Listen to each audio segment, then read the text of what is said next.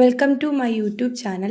SSLC biology പരീക്ഷയിൽ ചോദിക്കാൻ സാധ്യതയുള്ള ഏറ്റവും ഇമ്പോർട്ടൻ്റ് ആയിട്ടുള്ള മറ്റൊരു ചോദ്യമാണ്, പരിണാമാശയം ആവിഷ്കരിക്കുന്നതിൽ ചാൾസ് ഡാർവിനെ സ്വാധീനിച്ച ഗലാപ്പഗോസ് ദ്വീപുകളിലെ കുരുവികളുടെ കൊക്കിൻ്റെ വൈവിധ്യത്തെപ്പറ്റി ആ വൈവിധ്യം എങ്ങനെ അവയുടെ അതിജീവനത്തെ സ്വാധീനിച്ചു നോക്കാം.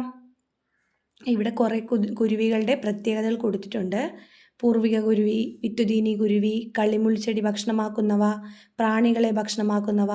അപ്പോൾ ഇവയെ കാണുമ്പം തന്നെ നമുക്ക് ഈ കൊക്കുകളാണ് ഇവയുടെ അതിജീവനത്തിൻ്റെ പ്രധാനപ്പെട്ട ഘടകമെന്ന് മനസ്സിലാവും. ഗലാപ്പഗോസ് ദ്വീപ സമൂഹത്തിൽ 14ഓളം വ്യത്യസ്ത സ്പീഷീസുകളിൽപ്പെട്ട കുരുവികളുണ്ട്.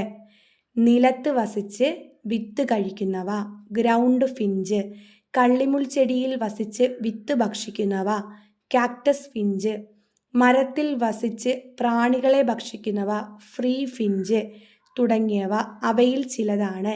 ഈ സ്പീഷീസുകൾ പൊതുവെ കാണിക്കുന്ന മുഖ്യ വ്യത്യാസം അവയുടെ കൊക്കിൻ്റെ ആകൃതിയും വലിപ്പവുമാണ്.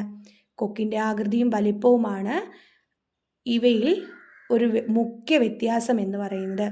ഇടത്തരം വലിപ്പമുള്ള വിത്തുകൾ കഴിക്കുന്ന കുരുവികളുടെ കൊക്കുകൾ വലിയ വിത്തുകൾ കഴിക്കുന്ന കുരുവികളിൽ നിന്നും പ്രാണികളെ തിന്നുന്ന കുരുവികളിൽ നിന്നും വ്യത്യസ്തമാണ്. ഇടത്തരം വലിപ്പമുള്ള വിത്തുകൾ കഴിക്കുന്ന കുരുവികളുടെ കൊക്കുകൾ വലിയ വിത്തുകൾ കഴിക്കുന്ന കുരുവികളിൽ നിന്നും പ്രാണികളെ തിന്നുന്ന കുരുവികളിൽ നിന്നും വ്യത്യസ്തമാണ്.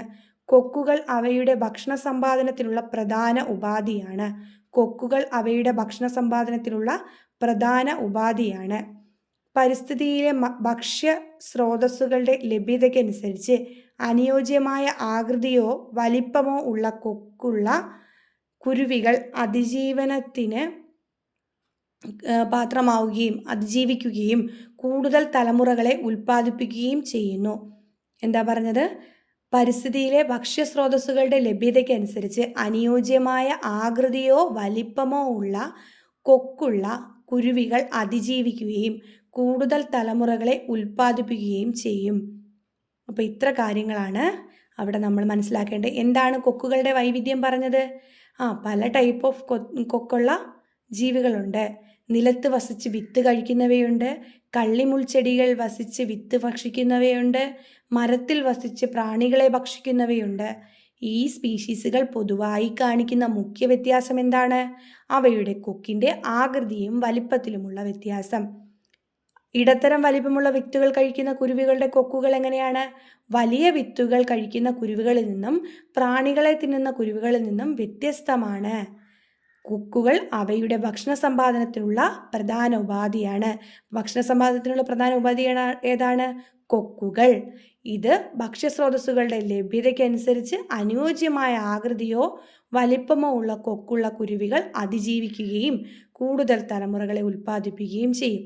അപ്പം വൈവിധ്യം അതിജീവനത്തെ സ്വാധീനിക്കുന്ന വിധം നിങ്ങൾക്ക് മനസ്സിലായല്ലോ. Okay, thank you.